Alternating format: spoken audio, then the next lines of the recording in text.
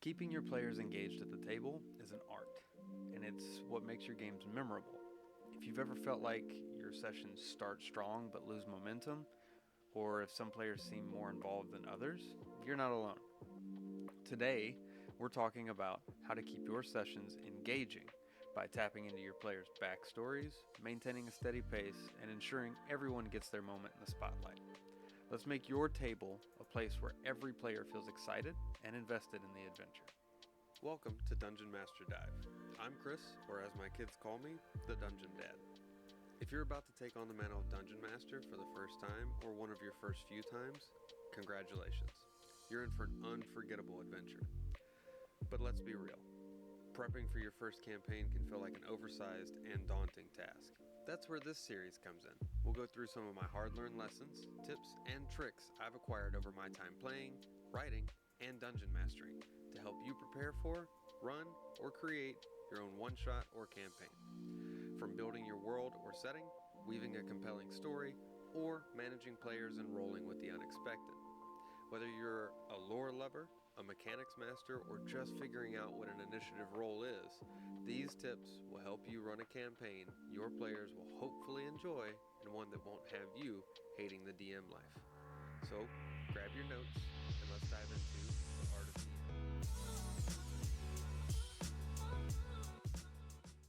Why do some sessions feel dull or unfocused? It comes down to balance. Maybe one player is dominating the action or the story isn't connecting with the characters. When players feel like passengers instead of participants, their attention starts to drift. To fix this, I focus on three key areas: personal stakes, pacing, and player balance. One of the best ways to keep players engaged is to weave their character's backstory into your story. If a player's character is searching for a missing sibling, add clues or rumors about their whereabouts. If another character has a rival from their past, introduce that NPC as a complication or an antagonist. Players can provide you with story-rich ideas and nuggets without realizing that they are feeding the story. With that said, not every player is going to remember all of their own backstory.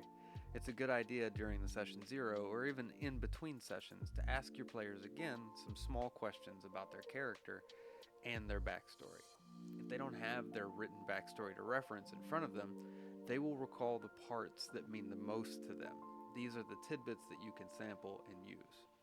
Even small nods to a character's history can make them feel like the world revolves around their choices and actions. This gives it the feel of a living world where even previous decisions they've made and choices that they made before the campaign are still having an effect. When players see their personal stories unfold alongside the main plot, they feel like co-creators of the world. This keeps them invested and excited to see what happens next. So if there's nothing for the group to discuss or to do before retiring, Ollie, I need you to make a wisdom saving throw for me, please. 11. 11. 11. Ollie, as you and No. Zed and Severax and Varric retire to that ground floor room off to the side, sleep finds you easily. You're exhausted. You haven't slept in a bed for a little over a week now. The warmth and the comfort of curling up here make it easy for your mind to slow and the muscles to sink and relax into the soft padding you now lay on. The sounds of the tavern fade into the background and the familiar feeling of that edge of sleep grasps you. And then suddenly, your feet are touching a soft and plush grass. You look around and find yourself in a grove, an island. This is an island. You start to follow the tree line. You look for evidence around you, crushed grass, things out of place. The more you look, the more you feel a familiarity to this place. This is Tekoa. You know this place. And just toward the edge of the tree line, you can see someone sitting on a down log right at the edge of the grove. The closer you move to the individual, you start to get a familiar sense of who they are, for sure. But Mhm. there's also a sinking feeling in your stomach. This almost lucid realization of this person is familiar, but at the same time, it's not possible. And as you get even closer, you confirm that you do know her. You know who this is. It's Panya. Panya sits on the log, facing sort of sideways away from you. Mhm. She doesn't look at you, but it's clear that she's acknowledging you as you approach. She's also, this is someone she knows, so I think she's gonna approach and she's gonna sit on the log next to her. This realization hits you at about the same time that you realize that this wolf that you're staring directly in the face is simply a reflection in the water, and you jerk awake in your room. You Damn. can look around the room and see the familiar smells and sounds, and the sweat can be felt rolling down your face and your back as you sit upright and gasp for breath. 25. With a 25, you can see Zid and Severax and Varric in the room. There they are, your friends and companions. You're certainly back. It was scary, but you begin to realize that it was a dream. Your fear over the last few days manifested into visions of terror, and it became really lucid and almost all too real. But with that perception check, you notice that Severax is on the far side of the room, and he is staring at you. The familiar sketch pad laying on the floor as if it was dropped or tossed aside, and Varric is standing next to him, staring as well. Zid lies next to you What? on her bed, motionless. Ollie is going to go to Zid and try to shake her awake. As you reach out to check her, your hand is that same large, powerful, fur-covered arm. Now, it's covered in blood. The claws, coated and shining in the dim light of the room. And that's when you notice that Zid's throat and shoulder have the same glimmer. Blood. She is covered in blood and motionless. And Severax and Varric stare at you from the other side of the room. Ollie starts immediately hyperventilating. And as you try to catch your breath, you jerk awake once more in your bed here at the Willow's Rest Tavern. Severax sits across the room. Don't do that! And Varric in meditation. And Zid snores slightly next to you, just ever so lightly. Wow. Breathing heavy, I think, coming out of this. motherfucker. You don't need to include every backstory detail in every session. Rotate the focus, so each character gets their moment over time. Pacing. Pacing is critical for keeping attention at the table. Too many slow moments can lead to disengagement, while non-stop action can leave players feeling overwhelmed. Strive for a balance. Alternate action and downtime. After a tense battle or major story reveal, let players breathe with a moment of roleplay or exploration. Conversely, if things feel too slow, throw in an unexpected challenge, like a trap or a sudden encounter. If you're having a session that is primarily roleplay and the group is not together for all of it, you find beats and pauses in the interactions of this group or character and jump to the other group or character that's off by themselves. I'm gonna go disappear off on my own for a little bit and read my grimoire.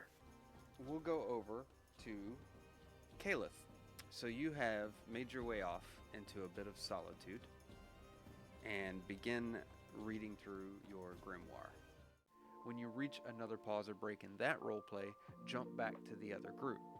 This helps the pace feel as if it's happening simultaneously, and there isn't a prolonged period that one or more of your players are just sitting idly. One that I struggle with is avoiding over-explaining. Resist the urge to over-describe every detail of the room or every possible NPC response. Give enough information to set the scene, and then let the players guide the action. We put a lot of thought into what this tavern looks like, feels, sounds, and even smells like. However, you do not have to go in depth with every explanation. As your players move further into the setting or ask questions about the location, you can always reveal more. The players will let you know if the place is interesting, or they'll let you know if their interest has been piqued.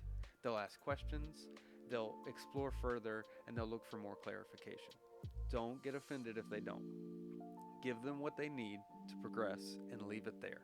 Nothing will slow down a session or their attention span more than excessive details about something they don't have an interest in. With the exception of, there is 2 sets of footprints, and they appear to be fairly recent, that go deeper into the vault, but there are no signs of the foot traffic, the footsteps coming back out of deeper in the vault. To give you a better visualization, you came in through the vault doors. Big, it opens up, and it's like 3 stories high, right? Directly into the vault is where you walked, stuff lining both sides, and then a table toward the middle section of the room is where this connection is. Past that, further into the vault, is the spiral staircase that goes down to the drainage area. And there seems to be plenty of foot traffic coming forward in and out of the main area of the vault. Past that table, that collection, there's 1 or 2 sets of footprints that go in, but no evidence of footsteps coming back. In some cases, the opposite effect can happen. The more details you give, instead of losing interest, you're pushing their interest towards investigating or questioning details about the location when they don't matter. The information you give should be relevant and have meaning. Over-describing can lead to your players ignoring the information you give and not picking up the breadcrumbs you leave in the future. Pacing ensures the game flows naturally and keeps everyone involved, whether they love combat, roleplay, exploring, or problem solving. Watch your players' body language if possible. If they're fidgeting with other things, looking at their phones, or overall losing focus, it might be time to pick up the pace or switch gears. Nothing will grab attention like a random puzzle, a riddle, or potentially hostile encounter that they have to try to avoid or engage in. Sharing the spotlight. Every player wants their character to feel important, so make sure no one is left behind. If one player is naturally assertive, acknowledge their enthusiasm, but gently redirect to quieter players when you get the chance. That's a great idea. Before we continue, let's hear what another player thinks. Statements like that can help naturally transition the progress from one dominant player to include some of the other less dominant players. Design encounters that let different skills shine. For example, give your rogue a stealth challenge, your barbarian a combat moment or a strength challenge, and your wizard a chance to flex their intellect or spells. Games, puzzles, heist situations, or even different NPCs responding in different ways to the players can help pull background players to the front. Be mindful of the time spent on solo activities. If one player goes off on their own, keep their side adventure brief or involve the rest of the group quickly. If it's something that's super relevant to that player or their backstory, don't be afraid to expand upon it with them and explore it with them, but remember that balance. When there's slowdowns and moments in time where you can, jump back to the other group and involve them in an activity that's happening simultaneously. If the group is breaking up into different directions as a whole, you can approach this similar to an initiative order. Allocate turns for their exploration or their interests or conversations and rotate through them as necessary until they come back together as a group. Equal spotlight time ensures everyone stays invested and avoids frustration or feelings of exclusion. If you have someone that consistently struggles to engage, talk to them outside the game. They might need a little help connecting with the story or finding their character's voice. They might feel a little less comfortable with coming forward in the spotlight during dialogue moments. Most of my experiences with these kinds of players has led to them being strong in other areas and enjoying these moments more. If they don't like to talk to NPCs, they might paint a beautiful word picture of their actions in combat or high-stress situations. Don't just assume they are shy and don't want any time in the spotlight. Find what works for them. Engaging sessions are all about making your players feel seen and involved. Focus on their backstories, keep the game moving, and make sure everyone has a chance to shine. Remember, tie the story to their characters' lives. Balance action and downtime for smooth pacing, and share the spotlight to keep everyone engaged. With these tips, you'll create a game that your players look forward to every week, and as a DM, there's no better feeling than that. What's your go-to trick for keeping sessions engaging? Share it in the comments below. If you enjoyed this video, give it a like and subscribe for more DM tips. Until next time, happy adventuring.